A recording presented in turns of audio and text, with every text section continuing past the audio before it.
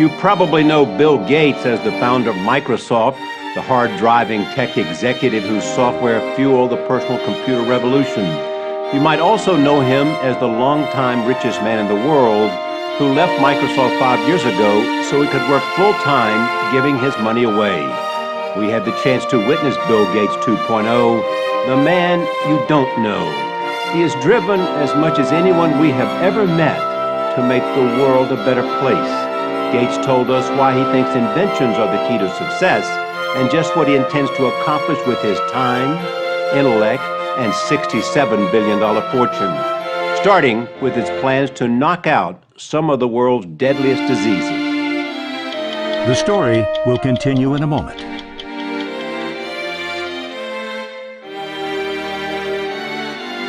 going to spend the next 20 years of your life trying to eradicate disease, yes? Yep. That's your mission. That'll be the majority of my time. Starting with polio. Get it done by 2018. Tuberculosis. Take probably 6 or 7 years. Malaria. Malaria is the one that the tools are being invented now, 15 and perhaps even 20 years, but start to really shrink that map. These are the people Gates wants to help. They are what he calls the bottom 2 billion, a third of the world's population that struggles on less than $2 a day. They are poor, hungry, lack electricity and clean water. Gates' most urgent goal, help the millions of children under 5 who die every year, 1 every 20 seconds, from preventable diseases. No one alive that I know of has said, my goal is to eradicate a disease, and then another disease, and then another disease. This is somebody with dreams, huh? Yeah, because I'm excited about that, and it's doable. Today, Gates spends most of his time here at the Bill and Melinda Gates Foundation in Seattle. He runs it with his father, Bill Sr., and his wife, Melinda, who he credits with being a driving force behind the foundation. There are over 1,100 employees to help them decide which programs to fund. But Gates still visits sites around the world to see what's working and what's not.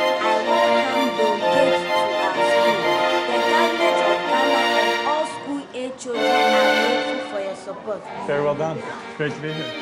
The grants here go towards school nutrition, This is spinach. improving agriculture, You don't have enough water in the river. and most important to Gates, life-saving vaccines. Well, whenever you see a mother bringing a sick child into a facility, it's easy to relate to what if that was my child. You realize how crazy it is that with the world being rich enough to afford all sorts of frivolous things, that those basic things still aren't being provided. But providing vaccines throughout the developing world is no simple task. So Gates has set up his foundation to run like Microsoft. He insists on strict accounting, and when a problem arises, he pulls in the best people to find solutions. We saw a good example of that when it comes to vaccines. To be effective, they need to be kept cold. So this is using electricity. But that's tough in hard-to-reach areas where refrigerators are rare and unreliable. So back in Seattle, Gates turned to scientists at a company called Intellectual Ventures, where he is both an investor and an inventor.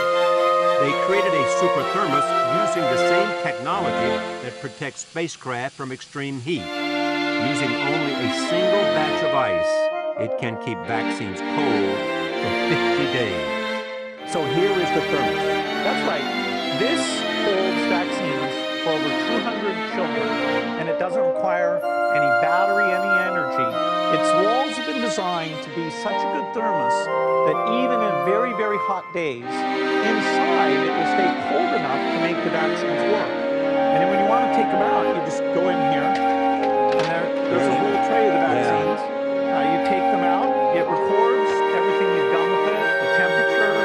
So it's a replacement for all those refrigerators that have been so unreliable. I mean, just look at this thing. When we take it out in the field, people go, oh, that's amazing. You can't do that. No matter how perfect the vaccine, if you can't get it to the people who need it, it ain't doing no good.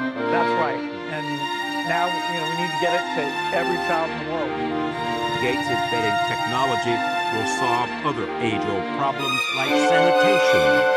2.5 billion people around the world do not have adequate toilets. That means streams and rivers get clogged with debris and human waste, becoming breeding grounds for disease. The toilet is one of those things. It's like a vaccine where it really would change the situation. So Gates launched a global competition. Design a toilet that works without plumbing. We had over 20 entrants. We gave 4 top prizes. Some of them used burning, some of them used the laser approach. There were quite a few novel ideas of how you reinvent the toilet. And so this was one of the prototype designs of what a good-looking new toilet would look like. It actually processes everything down in here and then recycles water. Over the next 4 or 5 years, we think we can have a toilet that's every bit as good as the flush toilet. You can learn a lot about what motivates Bill Gates by visiting his private office. He showed us why he draws inspiration from the Italian genius Leonardo da Vinci. In 1994, Gates bought da Vinci's 500-year-old notebook. He had an understanding of science that was more advanced than anybody of the time. The notebook we have here is one where he's thinking about water, and he's looking at how it flows. When it hits barriers, it goes around, comes back together. He's actually trying to understand turbulence. How should you build a dam? How does it erode away? It cost $30 million at auction, making it the most valuable manuscript in the world. For Gates, it is priceless. It's an inspiration that one person, off on their own, with no positive feedback, nobody ever told him, what was right or wrong, that he kept pushing himself and found knowledge in itself to be a beautiful thing.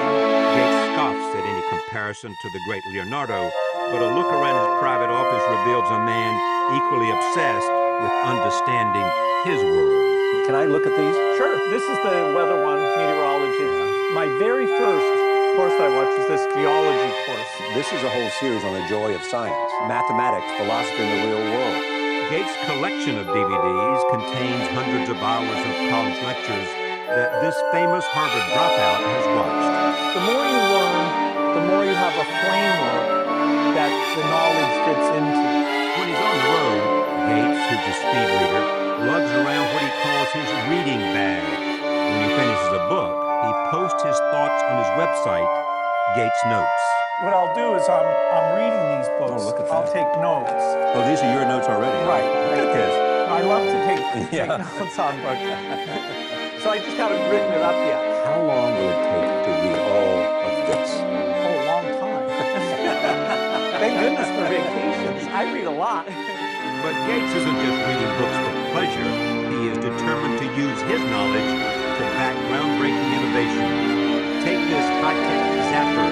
It is a laser designed to shoot down malaria-infected mosquitoes in mid-flight. And Gates showed us one of his boldest and, he says, most important ventures, a new kind of nuclear reactor. It would burn depleted uranium, making it cleaner, safer, and cheaper than today's reactors. And your fuel lasts for 60 years. And so during that entire time, you don't need to open it up, refuel it, you don't need to buy more fuel. So there's a certain simplicity that comes with this design. And when could it come on stream? Best case would be to have a prototype around 2022. Bill Gates calls himself an impatient optimist, a description his wife Melinda says was accurate even when they met over 20 years ago. Melinda, what did you like about him? Just his curiosity and his optimism about life and his belief that, that you can change things. I mean, he believed that clearly in Microsoft. He was changing the world with software. He knew it. Is the curiosity a shared curiosity or are they different curiosities? Well, we both have curiosity for lots of things. Bill, at this stage in our life, also gets more time to read than I do, quite honestly, with 3 kids in the house. But the great thing is Bill will go read an entire book about fertilizer. And I can tell you now, 3 kids in the house, I'm not going to read a book about fertilizer. But he loves to teach. And so as long as I have time, we'll spend time What talking is it about about a that. book about fertilizer? I mean, seriously.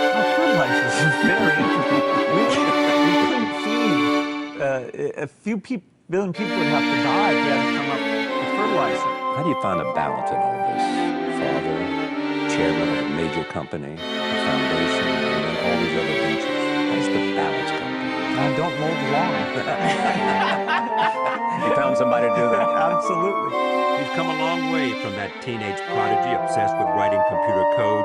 Over nearly 4 decades, we've watched Bill Gates help lead the digital revolution with what he now admits was a fanatic and relentless determination. You guys never understood. You never understood the first thing about this. I'm not using this thing. In the early years, there was a demanding guy, there was a driven guy, there was an obsessed guy, there was, some say, an arrogant guy. Have you changed? I've certainly learned. When I make a mistake, and my thinking is sloppy, I like to be very hard on myself. Like, that is so stupid. How could you not see how those pieces fit together? And that way that you're, very disciplined yourself and careful about your thinking, you don't want it to extend out to when other people may not get something quite as quickly. It's like, how come you don't get this thing? Is he mellowed at all? I hope any of us in life mature, right? We all mature. But look, I wouldn't have married Bill if there wasn't a huge heart. With all the adjectives you just used about how he drove his career, which was very successful for Microsoft, there was an enormous heart, always there. No question Gates has softened with age. Just listen to how he reflected on his often tumultuous relationship with the late Apple CEO Steve Jobs. He and I, in a sense, grew up together. We were within a year of the same age, and we were kind of naively optimistic and built big companies. We achieved all of it, and most of it as rivals, but we always retained a certain respect, communication, including even when he was sick. I got to go down and spend time with him. And talk about what? About what we've learned, about families, anything. Today, Gates says he gets advice on patience and generosity from his friend Warren Buffett, who 7 years ago entrusted the majority of his fortune to the Gates Foundation, and from his father Bill Sr., a lawyer who prodded his son into giving his money away. You've said before this is your hero. Why? Well, my dad has integrity. He's got a humble approach to things. He's calm and wise about things. It's just a huge influence to always, want to live up to a great example. Someone said to me, your son may be the most influential person in the 21st century. I can only say yes. He's determined, as he already has proven, that he can dramatically reduce the number of kids under 5 who That's die. right. You can't do any better than that, can you? That's right. That's right. There's no way to be unimpressed about that. You couldn't be more proud. I couldn't be more proud. That is exactly true. Go to 60minutesovertime.com to hear more about the great rivalry and friendship between Bill Gates and Steve Jobs, sponsored by Pfizer.